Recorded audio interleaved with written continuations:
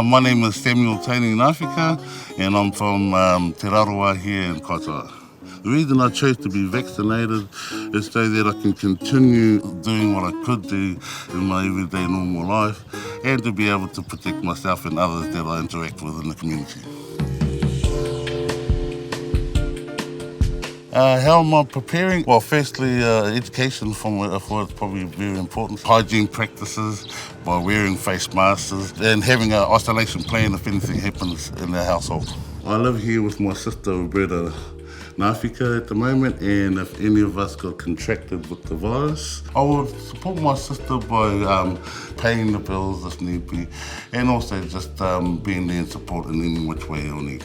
Currently have sleep apnea, so it's very important that I got to keep myself safe. If I use the proper practices, I think I'll be okay.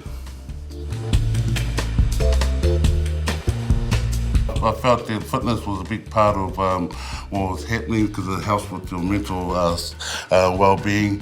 It's not just for the physical, but it's also for the wairua as well.